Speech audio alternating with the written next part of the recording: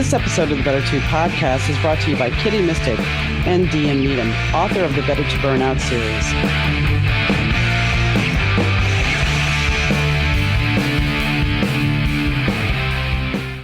Today, I would like to tell you a little bit about one of my favorite places, Synergy Collective, a bohemian lifestyle brand curating wellness for the mind, body, home, and soul. Located in the heart of the Midwest, Rockford, Illinois.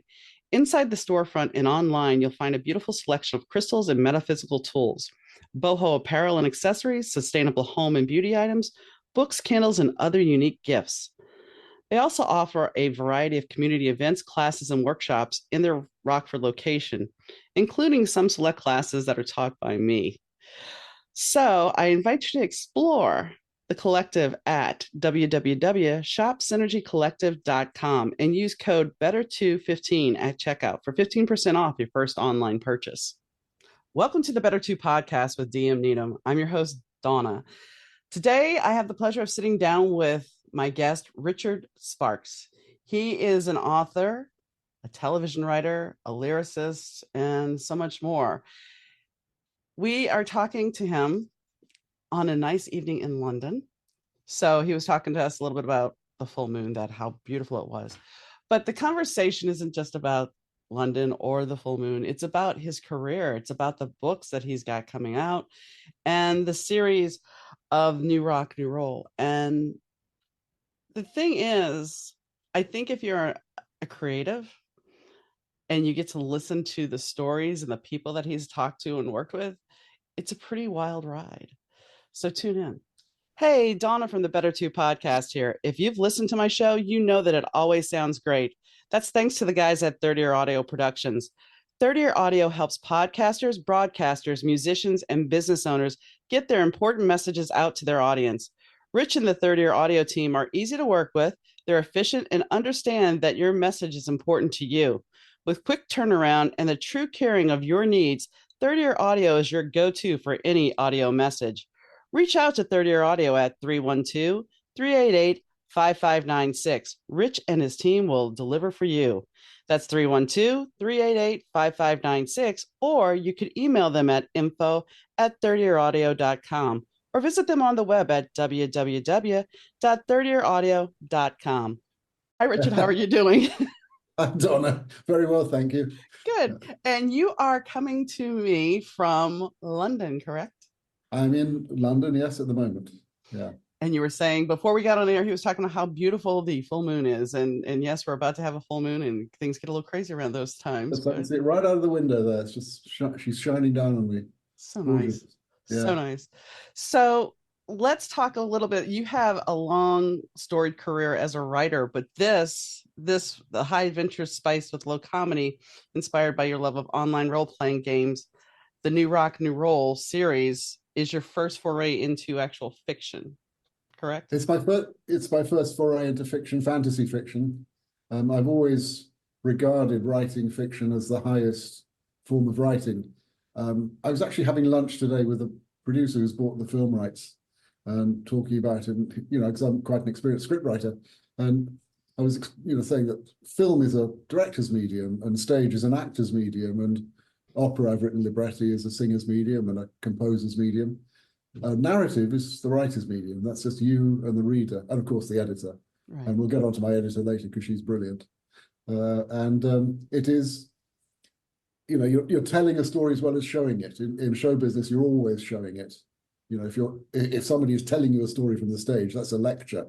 That's not a play. But in a book, you're telling it, you're showing it, you bring it to life. And it's just your narrative voice and the characters you create. So it's very much purer, in many ways, form of writing than the other forms, which are all coughing, which are all collaborative. And they're great fun to work in. I've loved working with good directors and actors and producers, but this is different.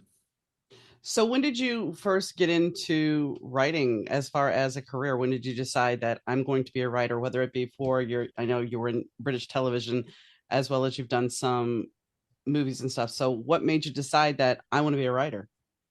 Well, when I was at university, I went to Oxford University, the same college as J.R.R. Tolkien, a little before my time, and also Philip Pullman, also before my time. So there's got to be something in the water there that encourages fantasy writing. Towards the end of my 3 years studying English language and literature, we all said to each other, "Oh, well, what are you going to do when you grow up and leave and stop being educated and get a job?"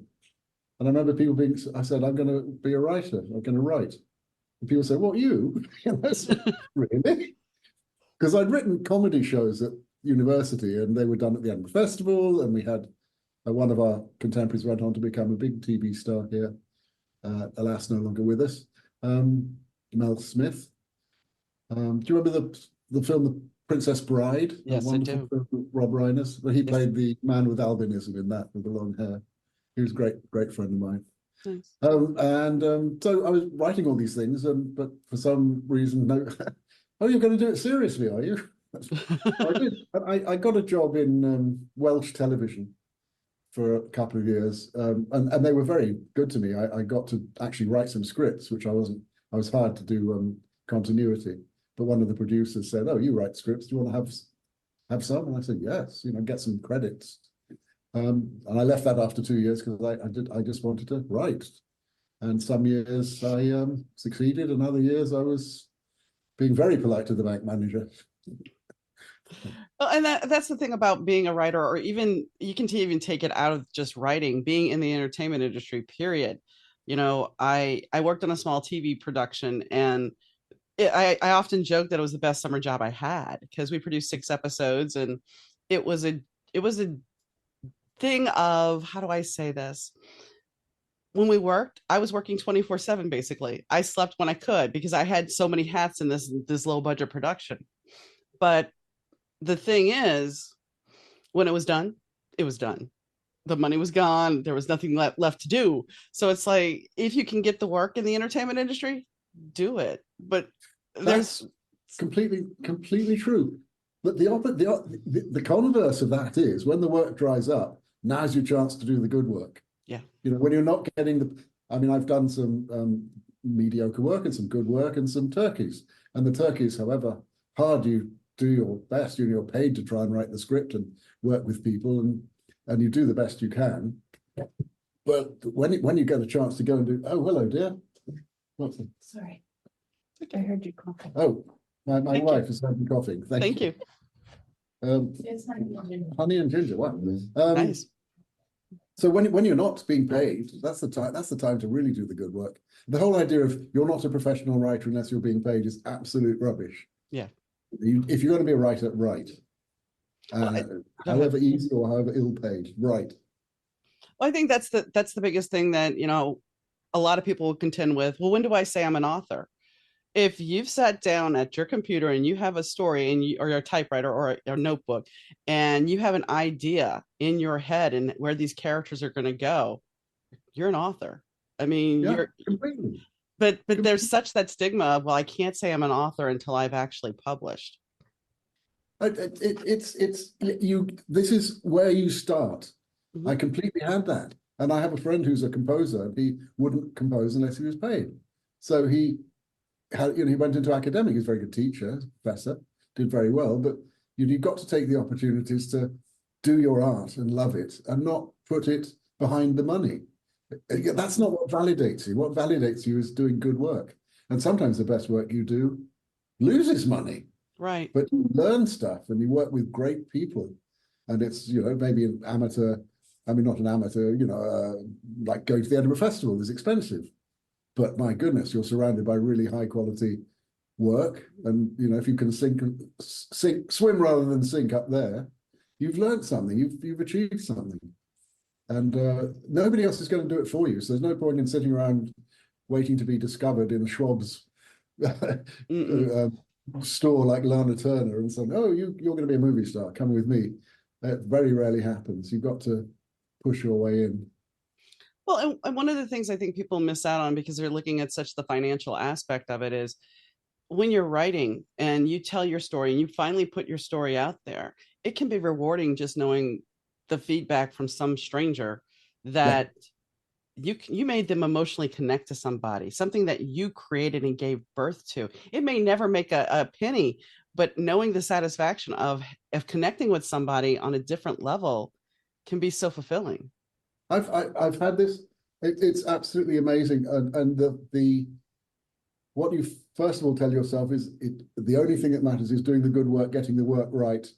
And so it's as good as it could be. But when it gets that next step and you get the feedback, you realize there's a whole world beyond that. So you focus on doing the job, but when the reader focuses on doing their job and they come back to you, and I can tell you two quick stories about this. I wrote an opera for the Los Angeles Opera composed by Lee Holdridge, who's a wonderful composer. He did many things. Beauty and the Beast, the TV series that George Martin was a writer on, George R.R. Martin. And we did a 1 hour opera to involve the Hispanic community. It was for the outreach program. And the girl who did the lead now is a huge worldwide opera star, Daniel Denise. And the woman who played her mother, or her abuela, her grandmother, was a singer called Susana Guzman. And she was shopping in a market in Los Angeles one day. And a girl came up and said, "You don't remember me, do you?" And Susanna was like a challenge, a rather alarming looking kid. And Susanna said, "No." She said, "I was in Journey to Cordoba." And then she completely melted and talked about how she was in the chorus for her community theatre at school. And Susanna said, "Oh God, that's so exciting. Thank you. And what are you up to now?" And the girl said, "Nothing like that will ever happen to me again. I'm stacking shelves here in the supermarket." But that moment of something connected with someone where she did it. And another book I wrote was the biography of the lovely lady who just brought me my honey and lemon drink. Her father was a very eminent music producer, Milton Okren, who produced John Denver, Peter, Paul and Mary, Brothers Four, a major producer, arranger. And a young-ish, well, he's now 30, friend, nephew of a friend, he reads that book every 2 months. Wow. He's in the music business, and he's always saying, "What would Milt do?" So he goes back into the book for the wisdom of my father-in-law, which I recorded and put together. What would Milt? And every 2 or 3 months he rereads that book, and that's great. That's something that's made a difference to someone's life. And that's a gift. I mean, that's a gift that's a gift for you knowing that, and it's a gift for them because it's something that they hold near and dear. I remember when I wrote a romantic suspense book, and I had somebody from Australia. She won it in a contest. I had given her a copy. She won it, and then she promoted it. But she promoted it she promoted it several times over, but she promoted it with like some bigger name authors. And this was my second book, and I was just like, Nice. wow, okay. I mean, it was an honor. And in that first moment of hearing, I picked up the book and I planned on reading it for a little bit, but then I couldn't put it down. Yeah, that's nice. Those were always those moments of like, really? But that reader doesn't know that you don't belong with those other big authors. They've Right. seen a book that speaks to them just like those books do. I mean, for example, if you're doing a small theatre play in London, like several I've done in my younger days, the same audience comes to see you as is going to the National Theatre the next night or to see Star Wars the next night. People are very, very wide-ranging in their tastes, and you're up against everybody else. And if they like you as much as they liked, Ian Holmes' King Lear or The Empire Strikes Back in a different way, that's you're part of the landscape of their art, really, the reader's art. True. I do have to ask this though. I mean, because for me, I've said this, and the fact is, there are times occasionally when you get to a certain point when you're on to your next project that you're like, what if I can't do it? That whole imposter syndrome thing. I mean, have you ever suffered from that yourself? Oh, doing it all the time. The New Rock series, I've written 4 books in the series now. The first one we'll talk about later has just been published last month. And I remember in the 3rd book just being completely banned because I'd tried to make it really difficult for me and the characters. How can I make this absolutely impossible? So that was a struggle. And then looking back, of course it worked. And now I'm in the early stages of book 5 and I'm circling the drain again. So you never have, look, I wish I could take my own advice. Listen to me being wise and this is the answer and how to do this. And, but it's life is lived forwards and understood backwards, as Kierkegaard said. And when you're writing something, it's never been written before. You don't know. You know where you're going, where you should do, and you know where you started. You don't necessarily know how you're going to get there. And characters and events leap out of the woodwork and surprise you, and you go, "Oh, yeah, that's big." So you've got to keep an open mind while still plotting and planning, and it's different every day. And at the moment, I'm in the early stages of book 5, and I'm as confused as you are. So are you a plotter or a pantser or a combination? You have to be both. You can't be one. The most important thing to do is work out your ending. And I don't necessarily mean the ending of the plot, but where the book lands, where the story ends, where it lands, what's the feeling? So you've got this notion for a story. Okay, this has got to pay off somehow. How does this pay off? I mean, think of it in terms of a whodunit. Somebody killed the person. Who? You know, that's what an expert whodunit writer would think. My things are puzzles and adventures and quests and confusions and what the hell's going on all the time. So at the end of those, I've got to know where it's landing, but you don't have to know what happens in the 400 pages or whatever it is until you get there. That you discover as you go along. And then I'm always rewriting outlines, and as I write but basically I'm sort of a pantser to start with, and then I got somewhere. I add that chapter to the outline and see where that A story, B story, C story, however many you're knitting together, where they fit, and you keep it's an editing process as much as a writing process. Oh, yeah. And I have to laugh because what you said about the ending, my first book, I had this ending in my head. I had it planned out. I had wrote it out, and I was taking my husband to dialysis, and I get the character in my head going, no, that's not how you're going to end the book. And I'm like, oh yeah, it is. It's already done. It's like, I got a better idea. So I changed it. Came home and I sat down and I wrote out what the character had showed me. And because he was like, I'm going to give you a series now. That's tremendously important because it's not what you want, it's what the story wants. And if you're driving the story where it's, you know, square peg into a round hole, it's not going to fit. You've got to be open to where it wants to go. But I'm not talking about where the plot ends. How does the whole thing land? What's the explanation for it? That you need to know. You don't need to know anything else because you work that out as you go along. But if you know where you're landing, then the story will reveal itself to you, and it will give you different twists. And you may write an ending quite near the beginning of the book, and then later, as you discovered, that's not your ending. But if you hadn't written that and gone through it, you wouldn't have come to the true ending. Exactly. And I mean, for me personally, there's times when a scene will pop in my head that may not be for this book. It may be for 5 or 6 books ahead. And I sit down and I write that scene out, and I will use it. Hopefully, eventually it may get tweaked. It may get changed completely, but I get that out. And I think that's an important thing as a writer, to get those little bits out. Keep your options open. I was once working on a doomed musical with a brilliant director called Albert Marr, who created Kismet, Man of La Mancha. He was the creating director of many shows like those two. And we didn't have a lyricist. So I said, well, I've been writing lyrics for years. I can do it. And he could sort of think of rolling his eyes, oh, someone who thinks he can write lyrics, you know. So I actually wrote one, gave it to him, and that, thank goodness, the first one was fine. It's just what needed. And so he gave it to the musician, and that was done. And then I think about the third lyric I took to him, he was this wonderful old Jewish New York lizard, you know. Look, after a day's rehearsal, he was, you know, knackered, and he reads the lyric and he goes, well, this is fine, but it's for entirely the wrong show. Great lesson. So, you know, that's what you've written, maybe for an entirely different book. And you may have a scene for another book waiting to be developed into a sapling that becomes a forest. And I think it gets us out of that moment, like you were discussing, where you feel stuck. You can't write anything else. You're working on a book, but you can't go there right now.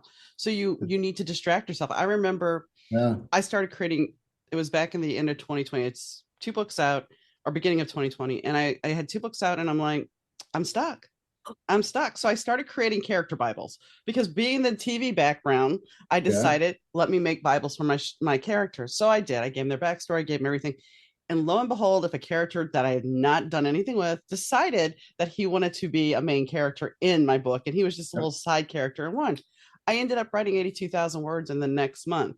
But the yeah. thing is, they'll never see the light of day, the full novel, because it's not where I wanted to go. But I got it out. Not the matter where you want it to go, it's where it wants to go. Right. And it's The two like, of you've got to work together. You've got to work with it, not against it. And you've got to let it lead. So That's great. Yes, characters leap out of nowhere and they surprise.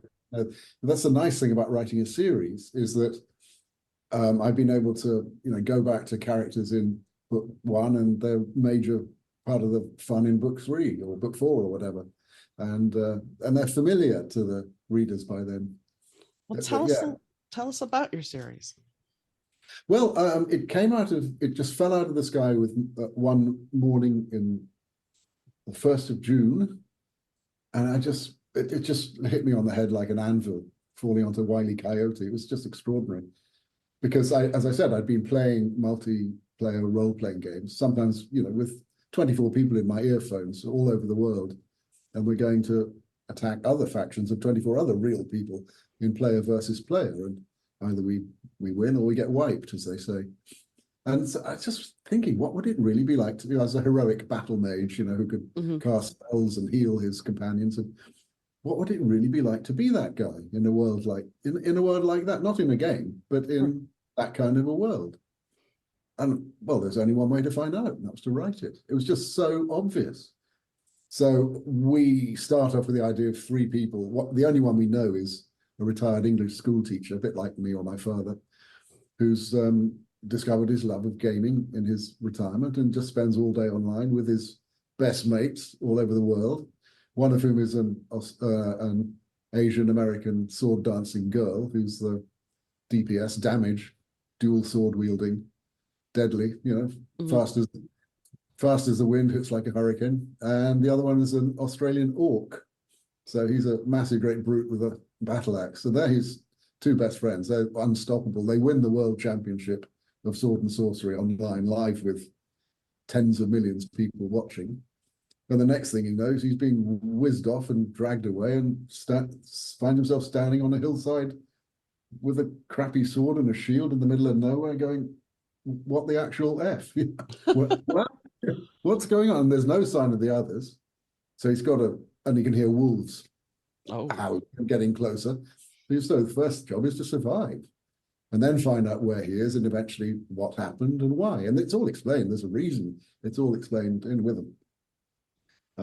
It has quite a lot of comic elements in it. Being a lifelong comedy writer as well as script writer, you can't resist. No. Comedy belongs with fantasy because adventures are all about fear and pain and misery, just like comedy is. They fit. Comedy is not nice people telling jokes. That's a dinner party. And just like life, though. I mean, and I've referred. I actually did a thing yesterday for content creation about the fact that sometimes life is like a video game. We think that we have achieved everything. We've gone all on all the missions. We've faced the big boss, and everything is good. And we started another little quest, and here's the big boss again. There's next, yes. But the thing is, and talking with my mates in my various guilds and groups, we all came to realize there are only 2 quests. We call them kill or FedEx. Go and kill something or go and fetch something. It's different with PvP when you've got a gang of you all fighting another faction. But in narrative in book forms, I can write, if you'll forgive me swearing, what the F is the quest?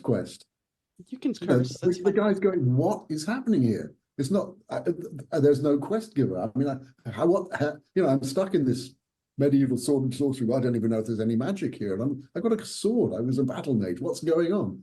And, immediately things get worse. He gets captured and dragged off to be sold as an outlaw. Well, and then he trains up in the army and gradually he meets one of his mates and then the other one, and the team reforms. But by when they're trained up and they're pretty good, because you obviously get to the world like that, you're not going to be an expert immediately, are you? You're going to be hopeless.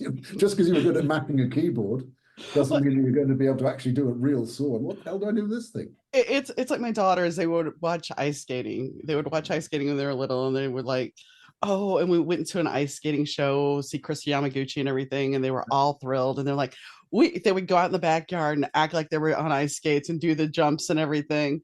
And so their grandmother's like, well, put them in ice skating lessons. Okay. Yeah, the first thing they Oh do, yeah, that fall over. they're Yeah. like, this is so much harder. I'm like, yeah.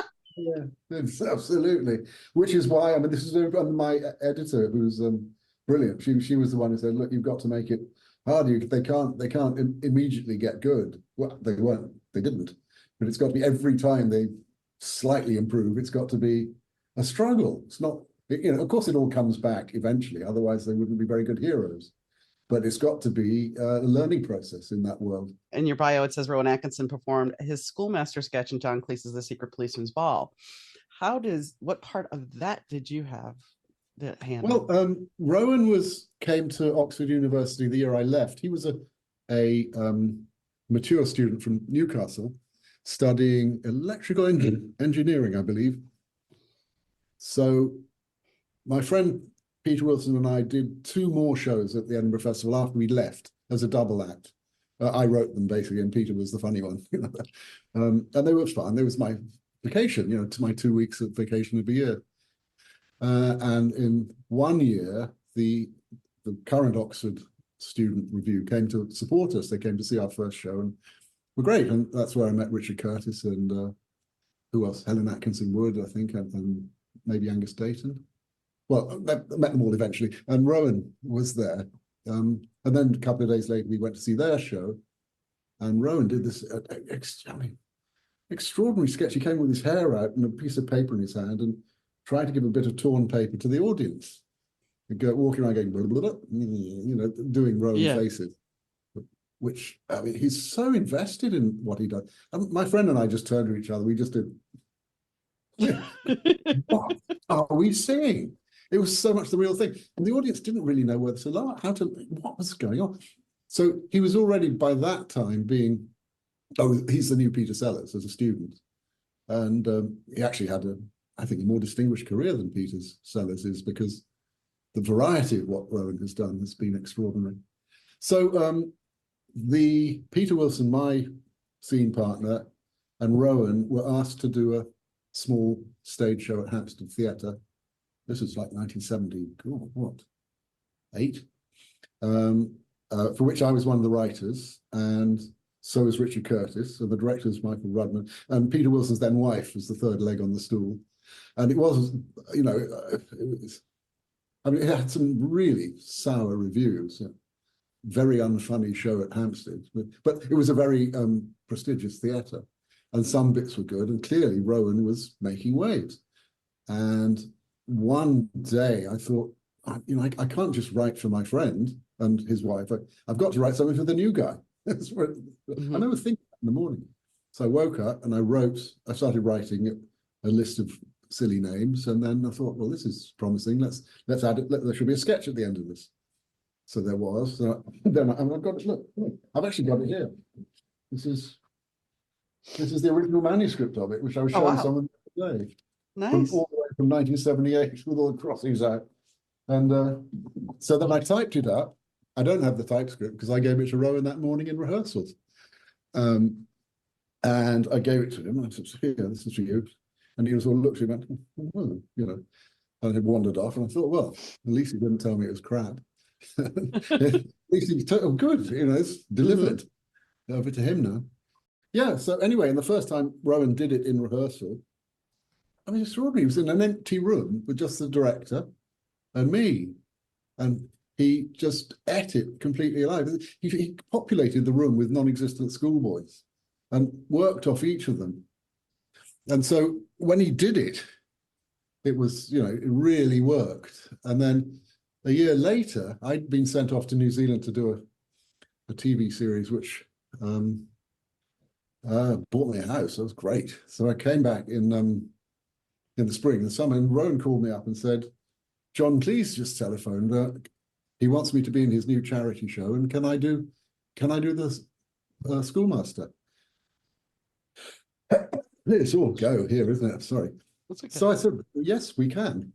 So we met at a pub called the Captain's Cabin and walked down to the theatre and then went in the back stage door, and there were Billy Connolly and Pete Townsend of The Who and Peter Cook and several Pythons and John Cleese. And Rowan introduced me to John and blah, blah, blah, blah. And in the actual show, Rowan was completely unknown. No one had ever heard of this guy. And he came on stage, did the sketch, and I'd seen him do it 30 times, so I knew how it worked. And he walked off on stage and unknown and walked off a star. It was extraordinary.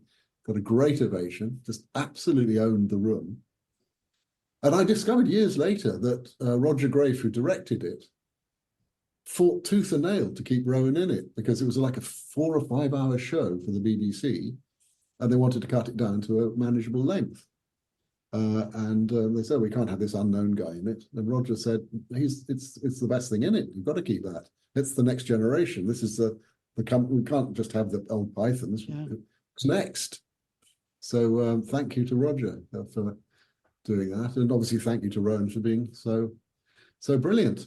He had his writing relationship with Richard Curtis anyway, so we did some other things together, like I contributed to Not the 9 O'Clock News a bit, but Rowan and Richard were always writing, and that sort of fruition with things like Blackadder, which was brilliant. And then especially when they brought Ben Elton in to be a writing partner with Richard, the scripts got really, really good. And a cast to die for, all the talent. So I was, very, very little to do with Rowan's actual career, but I wrote the first thing that sort of got him noticed, and that's really lovely to have had a small part in it. Well, I mean, and I gotta ask you this. I mean, being able to walk into that stage, that studio area, and seeing all those people that you saw, were you Ted starstruck? Because I mean, the Pythons were there. Yeah, absolutely. I get starstruck just like anyone. If I excuse me. Yeah. I mean, they were heroes of mine. I later became friends with several of them because there was a small boutique literary agency called Jill Foster Limited, and Jill had, I think, about 25, 30 clients at the most. And it was several Pythons. Most of them left, but Graham Chapman stayed. But Michael Palin and Terry Jones were with her until they all went off and had a sort of Python company. And Douglas Adams was one of Jill's, Hitchhiker. And I'm really annoyed that Douglas managed to die in like 1998 because A, he was a great friend, brilliant. And see, if he was alive now, he might say something nice about my book that we could put on the cover. I'm sure he would. I'm sure. And it's always good to have those nice little well-known people say something about it. Or I could tell the stories about. I got lots of Douglas stories, some of which I'd have to know you a bit better. But I was having a drink with John Lloyd, who created Blackadder and Not the 9 O'Clock News, and was Douglas's writing partner on Hitchhiker's Guide to the Galaxy, the first season, as the radio show. And he said, Douglas was hopeless at everything except having brilliant ideas. Great.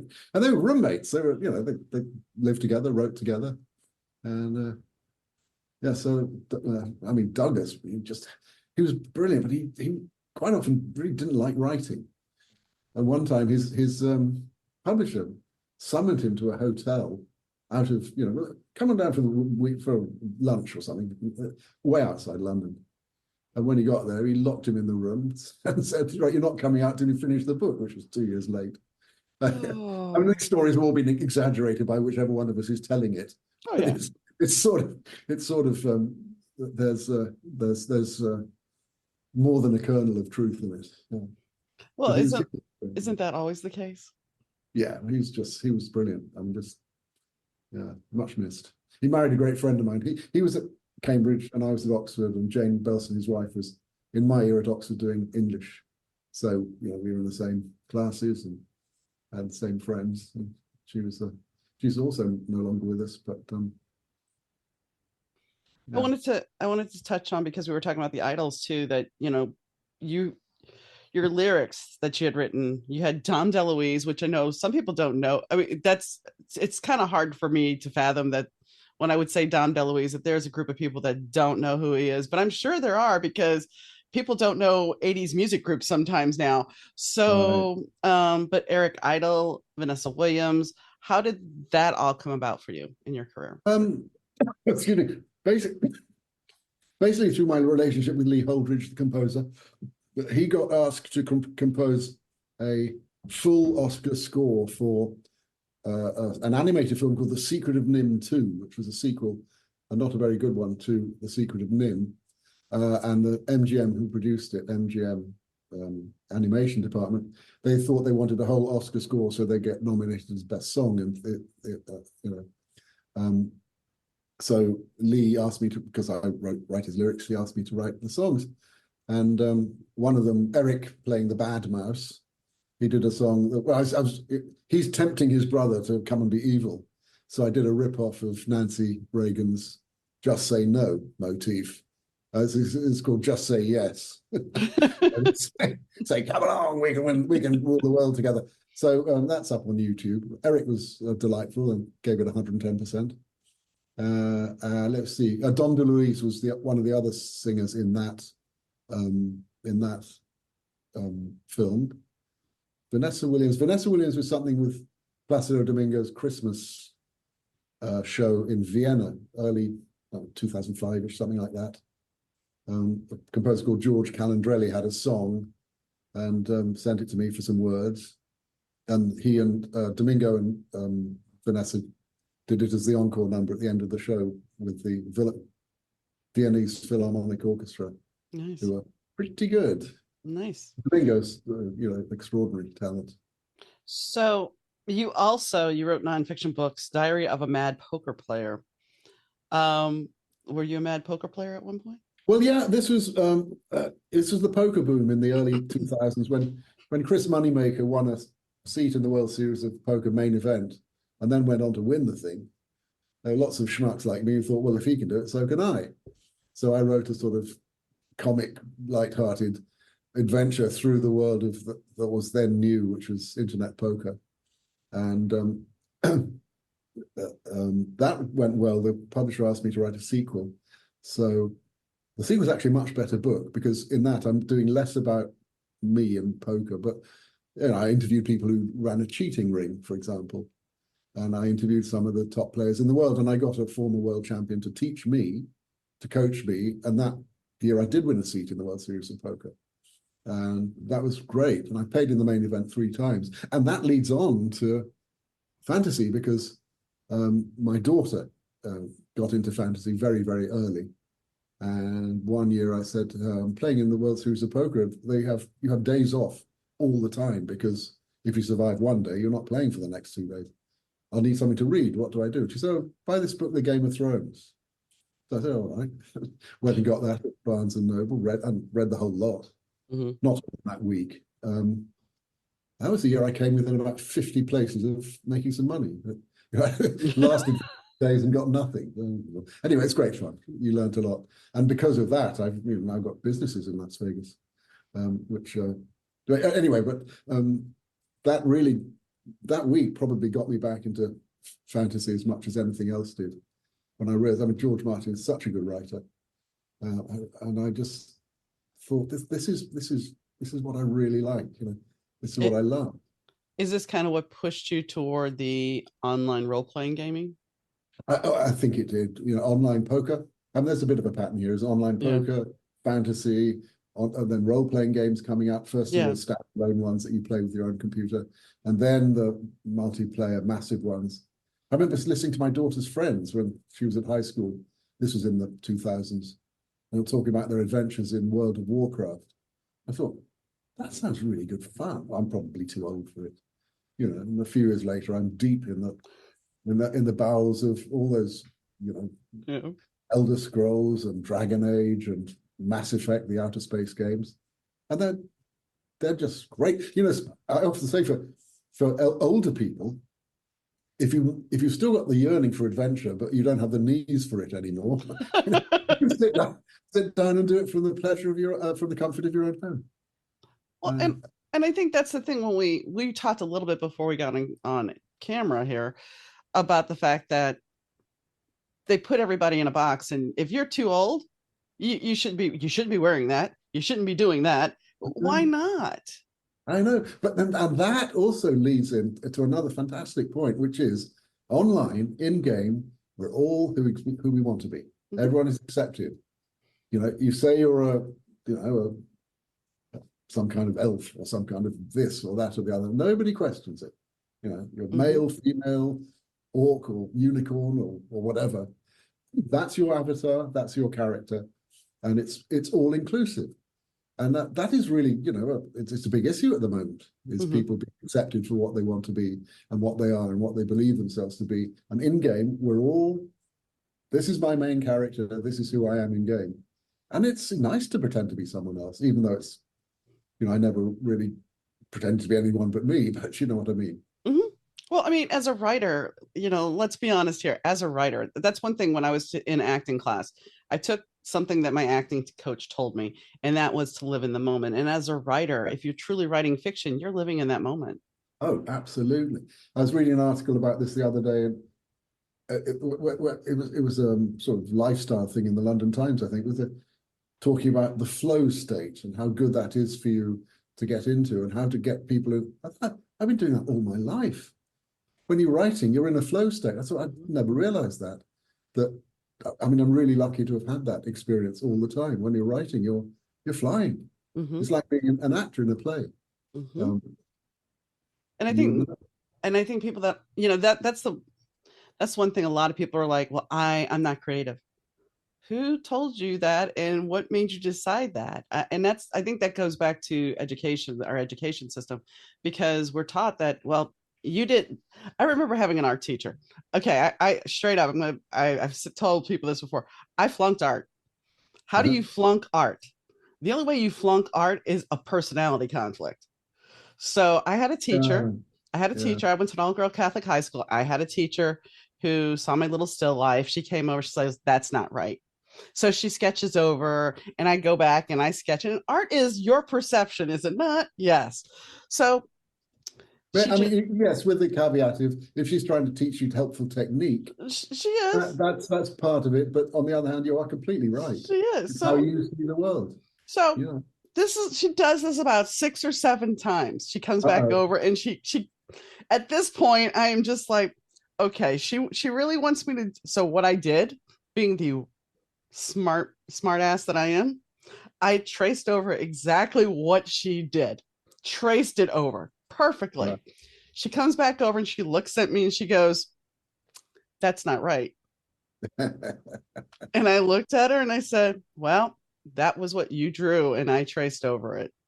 Well, that moment on, I was on her shit list for the rest of the year. And in fact, she's like, "If you bring me Chinese red peppers for my cooking class, then I'll go ahead and pass you." And my mom said no. So I flunked art. And when I went to my next school, because we moved, my art teachers loved me. But so how do you flunk art? You flunk art because of a personality conflict. Well, my wife used to teach art at the Chelsea School of Art here, in the photography department. She always said to the students, I'm not going to tell you how to do anything. If you've got a question, you come to me. Yeah. I mean, and I think that's how you stifle creativity is, I mean, yes, you have to learn technique. But when we're doing a pencil drawing of a still life, there's not so much, there's not so much hardcore fast rule that you got to do it exactly this way. Because can you imagine somebody doing that with Picasso? Well, if that was the case, then all of us poets we'd just still be writing rhyming couplets like in the 18th century. Things moved on. The Romantics came along. They discovered other rhyme forms. Now rhyme and scansion and form have been thrown out of the window by a lot of poetry teachers entirely. So, the game changes all the time. And I was talking to a director yesterday, and he's a writer-director, and we were talking about the fact that every story has been told. It is now a matter of your execution of it. Because, the simple basic plot points have all been told, but you can mix them all up. You can put it all together. Nope, you got a different take? Okay, do tell me, sir. This is so wrong. It's absolutely so wrong. Then do tell me. And it's very, very simple how to get out of this. And I'll start with Lawrence Kasdan, who was, I want to meet him, Aspen Design Conference, I think. You know who he is, Raiders of the Lost Ark and Mm-hmm. Big Chill director. He was giving his talk, and he said, people say there are only 7 stories, or there are only 5 stories. You know, the Lost Prince, or the little guy with the big burden, or whatever. He said, no, that's not true. There are only 2. Somebody goes on a trip, or somebody comes to town. That's Right. Fine, that's story. Plot and story are totally different things. Once you understand this, your mind will be completely free. I didn't invent this, but look, take the Lord of the Rings. It's always, from beginning to end, the same story. It's the story of the little guy with the big burden. That's the story. The story is the emotional, unchanging story. The plot changes. It's physical. It changes from this page. Here he's in the Shire. Here he's being chased by people. Here he's in the mines of Moria. Here he's in Mordor. The plot is the physical thing. The plot is also the story of the little guy with the big burden. That's generic. The plot of The Lord of the Rings is specific. It's this specific little guy with his specific big burden. You see where I'm going with this? So emotional versus physical, specific against generic, and static against ever-changing. Once you realize this, you go, well, yeah, if it's this, some people have written this story before, but no one's ever written this plot. No one's ever written your plot. And that was kind of why I was get stuck with that nonsense. Well, no, that's why I was kind of saying it's the execution. It's the execution, because you're changing things. It's like, Right. In the second book I wrote, I use a fake romance trope. Okay. But here's the thing. Most fake romances in romance novels is they set this couple up and then they fall madly in love, but it was all supposed to be fake. No. I make it basically where there's a contract involved. This guy wants her to he'll give her this, but she has to marry him. And then she has to stay married to him for 5 years. Right. See, that's your plot. Exactly. And so that's the thing. It's like you know, the same thing. If every romance novel, and that long time ago, that's one of the things that they talked about in romance novels. Boy meets girl, boy loses girl, boy gets girl again. Okay, that's fine, but it gets redundant, and you have to, as you said, you have to change what is driving the plot? What is driving these people? Yeah, exactly. So I get well, it. There are certain, with the certain simple rules in romantic fiction, for romantic comedy, for example. I went to acting class at Beverly Hills Playhouse to learn how to direct actors. Very, very good teacher, Milton Katsalis, Jeffrey Tambor, who's now I know Jeff. Well, I don't know him personally, but I know who you're talking about.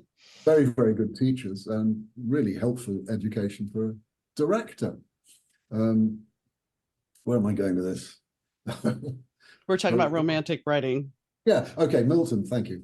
Milton said, what you do in romantic comedy is you put the lovers up a tree and you throw rocks at them. That's just great. Good. You throw rocks at them for 90 minutes, and then there's your ending, happy or otherwise. Yeah, but every plot is different. And when I tell this to people, like young writers and students and people I've mentored, or just talking to people, it just opens their eyes. They go, "Oh, of course, yeah," and they just don't worry about it being the story. It's your plot. No, exactly. And you don't know what's going to happen. This is when it gets exciting and when it gets baffling, and when you've got to let the story or the plot tell itself to you where it wants to go and get out of its way. That's a fascinating business. I think that's the hardest thing is going back to what we were talking about earlier, it's like we get in our own way.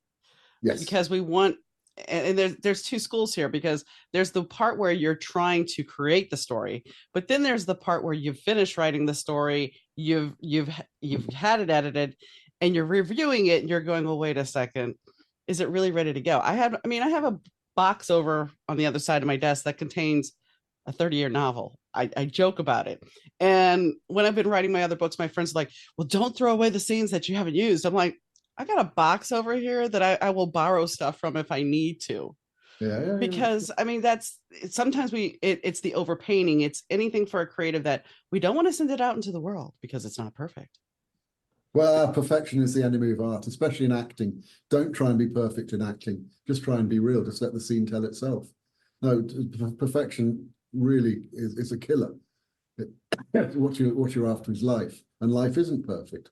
Mm-hmm. And one of the reasons we like fantasy and it's having its big boom now is because real life is so baffling and confusing and right on shitty sometimes, especially the big world out there, that it's really nice to escape to somewhere where the problems are more colorful, more simple, more entertaining than grim old reality. Well, I mean, if you want to talk about, let's go here. And I know it seems like a really far stretch, but if you think about why soap operas were so popular for so long, because women could sit there and look at these other women and go, they're either their lives were so much better or their lives were so much worse, and they had that time to escape from their daily lives. Yeah. So, and as we've expanded the world with different things for women and women taking a place in the workplace and everything, soap operas, while some are still popular, they have dwindled You're right. because they're looking for a different escape. They're still working. You know, Oh yeah, but I mean, my not wife has as stuff that she likes. when I was in high school. I think And they're comfort food as yeah, well. yeah. It's where you go to. It's like sometimes I reread a book I haven't read for a while because I just to relax rather than forging out into a new thing that I don't know anything about. How hard is it for you to, I mean, I know for me, how hard is it for you to watch something and not figure out the plot like before it even gets close to the end? It's not I find it quite hard. My wife can do it really well because she's seen a lot of soap operas. She knows every twist and turn. So, oh, of course, this is going to happen. I said, wait, I don't. I want to find out what happened because quite often I don't watch much TV because it's kind of a bit like work. Having worked in that business, it's your sort of part of you switches on to a different. Why are they doing it like that? It's not. But I saw a series recently. A Wednesday, did you see that? No, I did not. Oh God, it's brilliant. I was walking through my wife's TV room to my office, which is next door. She said, "This one you've got to watch." And I said, "Must I?" And so I sat down and I watched the first episode.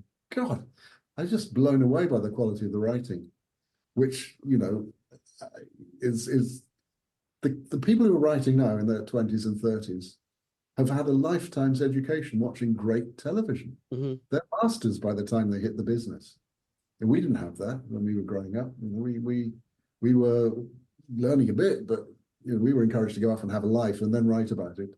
We haven't been immersed in fantastic quality television since the golden age. And it was just so well done. And the girl who's the lead is extraordinary.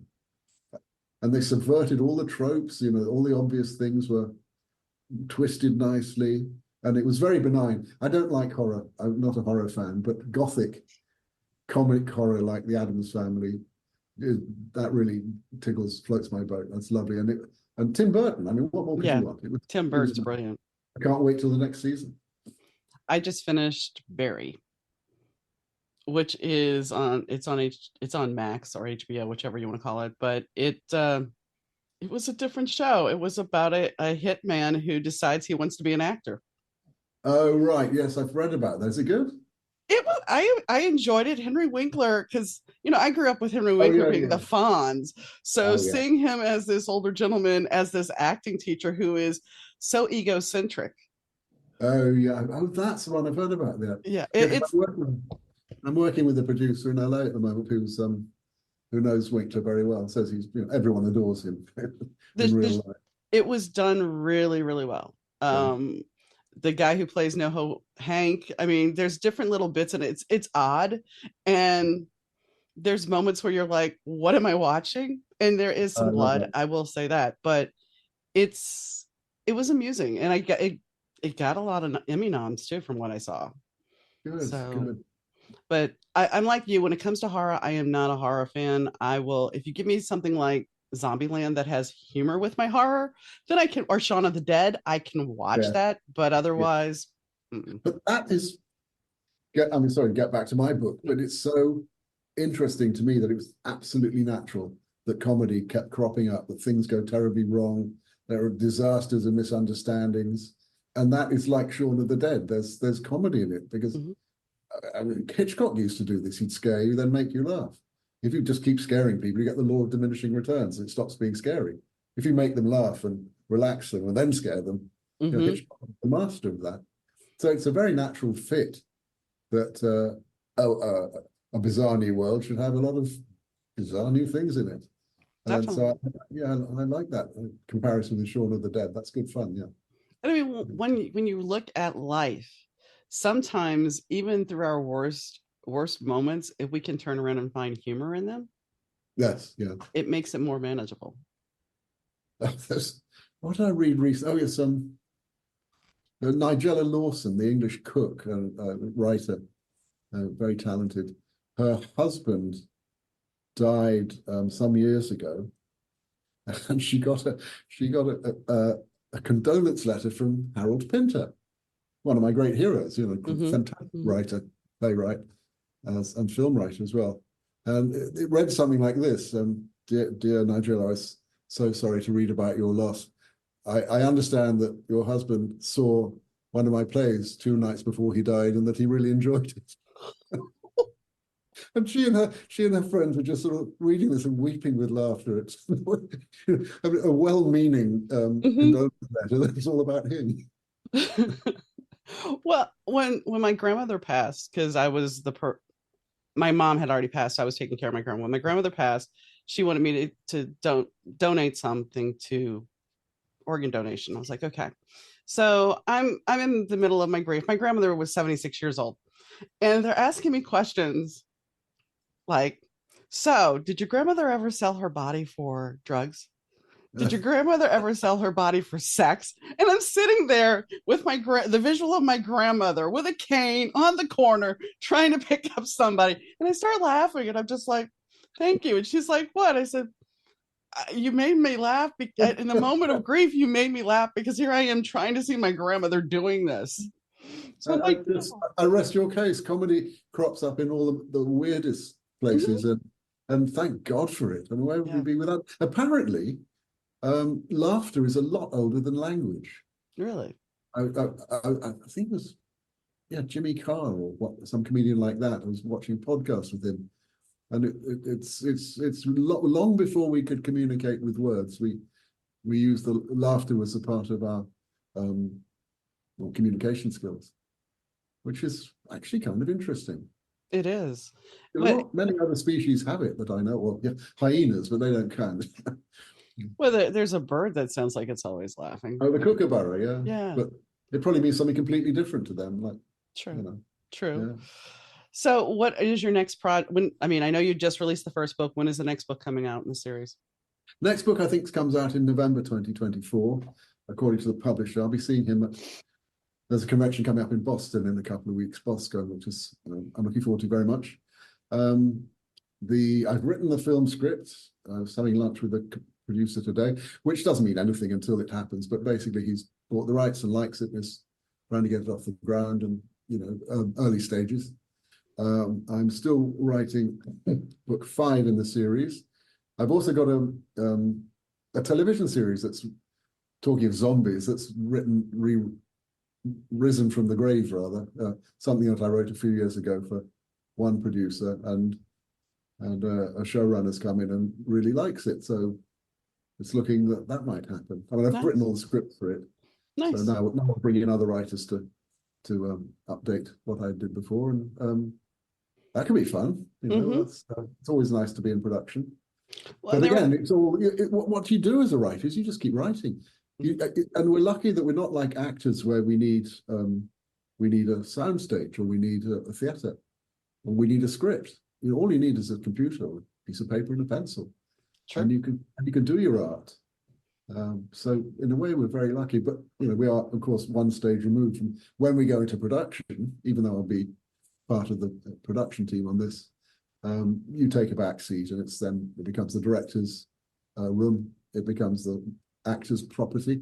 You don't want, like, for example, going back to Rowan Atkinson, if you don't want someone looking through Rowan performing and thinking, who wrote this? Right. You want the audience thinking, this guy is, this is a real person. He's brilliant.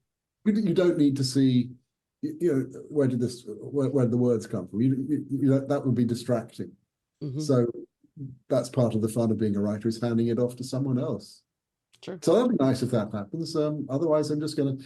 I found my bliss as a writer, late in my career, and I couldn't be happier. I have 2 questions for you about your project here, because one person I talked to recently, they're turning their fantasy book into an actual game, of virtual reality game. Would that ever be something you might consider? Um, I wouldn't know how to do it. And what I do know is friends of mine actually live in Sweden, and they're designers of video graphics, and not just for games, but for things like, well, I mean, for slot machines in Las Vegas. There's all the cut scenes in there and the graphics, and that's all computer generated. The art is brilliant, and the weak point in gaming is the writing. And that's not to disrespect my fellow writers. The point is that the genre is so circumscribed by what's written that you can only really have these two quests: go and kill something, go and fetch something. And however well it's written, with the dialogue and the possibilities and the interaction between you, the player, and what's already written, at the moment it's far more limited than writing a book. So if somebody wanted to take my books and turn them into a game, I wouldn't be anything but a consultant. I wouldn't be qualified to write. I wouldn't want to write them, because that's already, I'm working in a better medium. But if somebody wanted to take them, well, why not? I mean, what about what audiobooks? What was the other question? What about audiobooks? Are you going to turn it into Oh, an I've done audiobook? the audiobook of Okay. the first one. That was nice. And that's actually kind of interesting, because I'm not a professional actor. And when I was with a producer friend in LA, who was one of my test readers, I said, well, who should we get to read the book? And he said, well, when I read it, I hear your voice. You should do it. And so I go, oh, okay. So I had a very good producer called Fred Sanders, who did the Game of Thrones book. He did the last one anyway, with Roy Dotrice. And so Fred really steered me through it. He's a very good reader, actor, producer. And I was saying to him at the beginning, look, I'm completely confident of anything I'm writing. I can go into a room full of producers and fellow writers and contribute and listen and not get in the way and take my notes and deliver. I'm a little bit less confident as a performer, so you might have to, pat me on the head and say, you're doing okay from time to time, which he did. And so I really, really enjoyed it, because I loved reading to my daughter when she was a child. Mm-hmm. Trouble is, she started reading so early that she sort of kicked me out of the bedroom after she was about 7. So I never got beyond one of Philip Pullman's books, because she was, oh, I finished that one, I'm on the next one now. And you're like, darn. In the morning, dear. But I did love reading to her and doing all the voices. And so I just let rip with that. I'll be doing the audiobook of the sequel this summer, because that's got to be ready for the publication date. And just keeping on writing until I run out of ideas. Which you'll never do. You'll never do. You never know. You've got to do this. It's got to be the same but different. You've got to keep repeating what people want in terms of the genre and the feel. If George R.R. Martin suddenly in book 6 sets it in Mars in the future, all us fans are going to be going, what? Oh, do you mean? You've got to stick in the groove, but you can't keep repeating the same effects and the same stories. You've got to be the same but different. Like Highlander. The first Highlander movie was great. I mean, it was, for what it was at the time. It's bad and cheesy now, but for what it was at the time, it was great. But then the second movie, I think it was, we are on the planet Zeist. Highlander 2, terrible. Yeah, that was. We don't talk about that. But there are some sequels that are just so bad. Mm-hmm. To beloved books or beloved films, and then there's things like Alien 2, which was probably better than the original in some ways. Well, I like Empire better than I love Star Wars, don't get me wrong, but I like Empire better than I like Star Wars. Star Wars is a perfect example of them working in the same genre, doing the same but different, trying to keep it fresh, often succeeding and not equally often failing. Very, very difficult to keep something that a balloon like that, or juggling all those balls in the air at once. But yeah, who isn't a Star Wars fan? Well, okay, I have to ask this real quick. So, did you read the Timothy Zahn books? No, I don't know the name. Timothy Zahn wrote Star Wars books after Star Wars, after the first trilogy. Really? And those books have some really great characters in it. And when they announced that they were going to do the next, the last 3, it was just like, okay, if you go with that, you got, and that's what really upset a lot of fans, because he created this world and he had Palpatine, and he had all these other characters, and he had this female Jedi who was dark called Mara Jade, and Mara Jade actually ends up, her and Luke Skywalker end up together, but she's evil. She's like the Emperor's right hand. And so you had this to work with. They even made a toy of her. That sounds a lot better than the films. Yeah. And then they did this and was just kind of like, what? Well, the thing with Star Wars is the fans are so loyal and also so myopic that it has to be like this. And it has to cross this I and dot this T and deliver exactly that, or it's not a real Star Wars, which is bonkers. It's crazy. Yeah. That's the tail wagging the dog. The great caveat to this is that I think who was in Columbia, the Fox, I think, sent people out onto the streets with clipboards asking members of the public, would you like to see a film about an alien that lands on Earth and it crash lands and the Americans hunt it down and some kids rescue it and hide it in a cupboard and all he wants to do is get home, and people said no, they didn't like the sound of that, so they passed on E.T. The point is, it's not up to the public to have the ideas. It's up to the creators to have the ideas, and then the public says, wow, thank you for that wonderful film, which E.T. was. And you don't put the cart before the horse. Right. I don't hate the last Star Wars movies. I wish they would have done the other ones. I'm not that hardcore fan going, well, this just sucked. Well, I mean, they weren't what I wanted, but they weren't bad either. And the only thing I have to say about the first trilogy was you killed Darth Maul off way too soon. Okay. Because I really liked him. I liked him being a bad guy. But you probably didn't like it when they chopped Eddard Stark's head off in the Game of Thrones. Actually, that was so brave. That was so brave.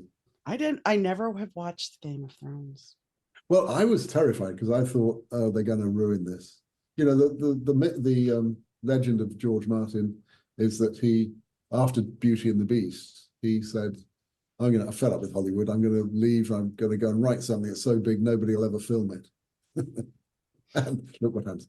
So I'd read the books by the time the series came out, and I was worried, like any fan is, that it was not going to be very good. And it really was very good up until the last season, which we don't talk about. There was, it really was, and considering it's only about 20% of the books is in the show, it was extremely well done. Some casting things I had issues with, but who wouldn't? It's like, Peter Jackson's Lord of the Rings. Everyone has a different vision in their heads of the Shire and the Hobbits, but he really brought it all together really well. I was perfectly happy with his vision. Well, I mean, Interview with the Vampire, Tom Cruise's Lestat was not on my radar at all. But, talking about Game of Thrones, when I wrote My Days with the Dark Muse, I've been told that this guy is one of the vilest person you will ever read about. I'm like, okay. And I was told by several people that read the book when it first started, there's no way you're ever going to redeem him. Never, ever will you redeem him. So I wrote my second and third book, and I had people going, Team Nigel all the way. And I'm like, well, I guess I did my job. And I think that's going back to Nigel's the bad guy, is he? He's not really a bad guy. He's just a misunderstood musician. He's got a coke problem. It's the 80s. What can I say? I mean, is he Nigel Tufnell from Spinal Tap? No. No, darn. Another Spinal Tap film. I'm so excited. I heard that. No, he is Nigel Hartigan. So, but yeah, I think that's what, when you're talking about the audience factor, it's like, here, these people are reading the book and they're like, there's no way you'll ever redeem him. Okay. Here, hold my tea. Go ahead. Yeah, that's very judgmental. I mean, how do you back out of a book in the middle of a story and say, no, you let the story tell itself and then you. A lot of people don't read very deeply. It's quite a skill, actually. Yeah. So how will you ever redeem? Oh, that's a great question. I want to see how you redeem him. That's the exciting thing about getting a problem like that, isn't it? Yeah, I mean, how many characters did we experience in movies, TVs, books where they are just somebody that we love to hate? And that was one of my things about it. It was like, you're saying it's too dark and he's such an evil character, but how many characters have we seen in our world that we just love to hate? Well, who do you remember from Dallas? J.R. Ewing, from Dynasty, Joan Collins, whatever her name, Crystal. Alexis Carrington. I was going to say Crystal Nook, but that's not very good. Alexis Really was her name, yeah. Alexis, yeah. I mean, she was just she picked that part up and ran with it, didn't she? Hmm. This is great. And that's the thing, when you get having a villain that is notable is going to push the envelope. It's going to make you remember. Yeah. One of the rules in writing is that your villains have got to be much more powerful than your heroes. The heroes have to be overmatched, not standard, under-equipped, lost, and look at The Hobbit versus Mordor. Sauron, who you never saw, I always call him Sauron, but apparently he's Sauron, according to the pronunciation guide. You never see the guy, but he's massive, and there's tiny little Frodo and tiny little Sam pottering along, exhausted. That's the right dynamic. If your hero is more powerful than your villain, you have an unbalanced story. Mm-hmm. So, on that note, is there anything that we did not discuss that you would like to say? Well, if you're interested in my book, you can go to richardsparks.com and download or listen to a free chapter of me reading a chapter, or download a chapter for you to read. So it's an audio chapter and a separate chapter that's free for you. You can sample it, so then you can see if it appeals to you. That's about it. And if it does, there's 3 more on the runway waiting to be edited and sorted out. And just got the book cover for the second book. The designer is a Norwegian artist woman who lives in Glasgow. She's just brilliant. And the first book cover, I absolutely love what she's done. The second book's come out and go, yeah. We'll be doing a cover reveal eventually. That's what you do these days on yes. social media. So. There is one thing you didn't talk about. You wanted to talk about your editor, and I don't think we actually covered that. Yeah, Leslie Robin. She's the executive editor at Kasich, the science fiction fantasy house that have published my book. And she is extraordinary. I mean, I've done a lot of script editing myself. I've worked both sides of the table. And I love the whole editing process because, as all script writers and producers know, editing's where you get the gold. It's when you really bring the script into shape. And so to get right from the beginning, when my agent said, this is the sort of book that people want these days, I'll see what I can do with it. I said, just get me a great editor. That's all I want. Right at the beginning. So when Kasich offered to publish it, I was in Dallas. My wife had a show there. She's a designer, artist. And there was a Zoom call set up between Leslie, the editor, the publisher, Shahed Mahmood, and my agent, Julia, and me. And like 5 minutes before it, I saw there was an email from Leslie. I thought, I better open this before. Because the premise that, they would publish me on condition I did a developmental edit. I said, great, bring me on, I'm ready, I mean, they're worried in case I was a precious writer who didn't want anyone to interfere with their glorious work. No, that's not how we think in the script business. So I read Leslie's the notes on the first 6 pages of the book, and there was like massive, great paragraphs on the side where she put a line around something, not something was wrong or anything, but go and then explain how she worked. That was really interesting. But the first actual note she gave on the script, my jaw fell. I go, that's brilliant. That's incredible. The first actual detailed note. And the first detailed note was, cut the first line of the book. Now, it takes real insight to see that. Something you haven't really read the whole thing, and I'll tell you why it's good, because she said, that second line, that's your first line. And the first line was something like, the next few minutes we knew would change our lives forever. So that's sort of flannelly set up. And the second line is, nobody remembers who comes second. She said, that's your first line. That says you're in a contest. That says you're in a problem. Nobody remembers who comes second. Lead with that. And I go, okay, I'm in good hands here. And she was very encouraging. She said, I want more of this. You haven't gone far enough with this relationship between this inanimate object and this character. That's a real person. People are going to love this thing that's just an object. I want one myself. More. So I was going, yeah. Sure. I was sort of halfway there. So, really getting the writer to fulfill things that the writer hasn't seen for themselves is a gift, as well as her ability to, to cut out things that were redundant, or to say, you've already said that earlier, the obvious editing things. So I couldn't be more happy to be in her hands, and looking forward to getting her notes on the second book. That's awesome. It's good to have a good editor. It really is. So, yeah. Well, I want to thank you, Richard. It's been a fabulous conversation. Thank you so much for having me, Donna. That's lovely. You might have heard my voice hosting the Better To podcast, but did you know I'm also the mastermind behind the Better to Burnout book series? The stories unravel the lives of Nigel Hartigan, the groovy bassist of Sambuca Fedora, the stunning singer-model Ava Richards, and the suave record executive singer Russell Langford. Love, romance, and drama run rampant as their lives tangle up. But brace yourself, folks, because not every tale has a happy ending. Snag your copy today from most online booksellers. The conversation with Richard was almost like a masterclass at times because he had so much information of everything that he's done and the stories that he shared about Rowan Atkinson and Douglas Adams. Those things are priceless, and there's stories that, how do I say, that you're not going to hear every day. And, it's true that sometimes as a writer, especially as an author, we do not want to release that grasp on our book. We don't want to release it and let somebody else tweak it and change it. And I went through that process initially when, I didn't actually hold on to days so tight. It was more of the other books that I had a bit of an issue with, that I was just kind of like, I'm not sure I'm ready for this. And that was back with the 30-year novel. Every other book, it's like, if somebody has a suggestion, I try to lean into it and see how I can improve it and make it better. And Richard, I mean, he has a long, extensive history in a lot of different fields in the entertainment industry, all dealing with writing.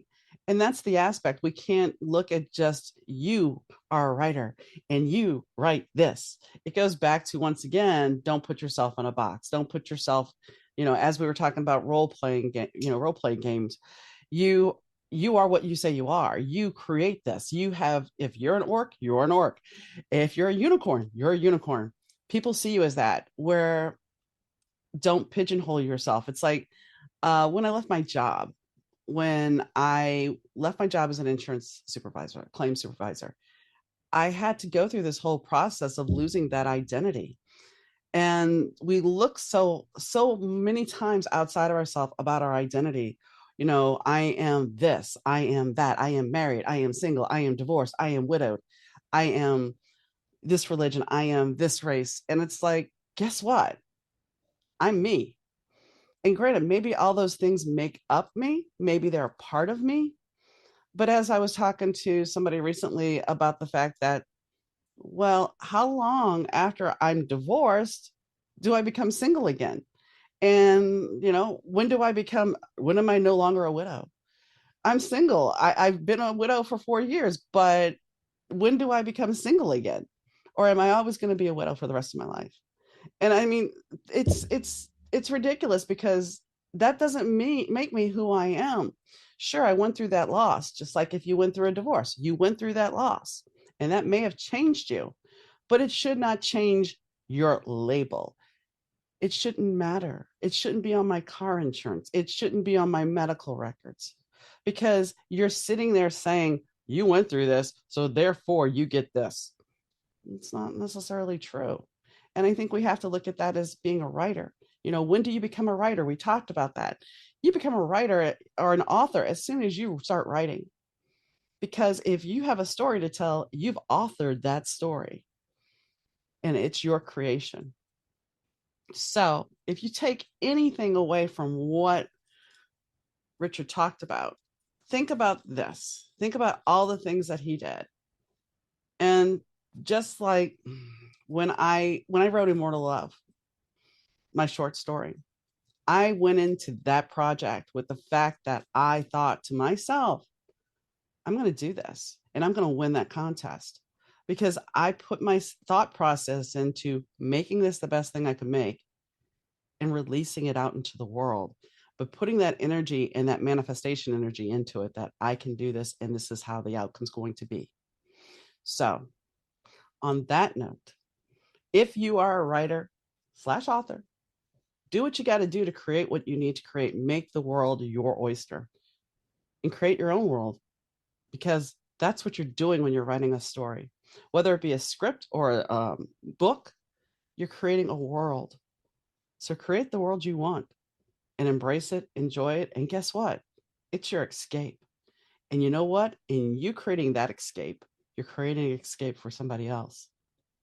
So on that note, I'd like to thank Fast Susie for the music, for the intro and outro music. And I'd like to thank Rich Zai from Third Year Audio for doing the podcast audio, as always. And of course, I'd like to thank you guys for tuning in. I always appreciate you. And if you have a question about the podcast, or you would like to be a guest on the podcast, please drop me an email at Donna, DAUNA, at dmneedham.com, or Donna at better2podcast.com. Either way, you will get in touch with me. So on that note, I hope whenever you're listening to this podcast, whether it be evening, morning, weekend, whenever, I hope you enjoy it. And thanks for tuning in, guys, and I'll catch you next time. Bye.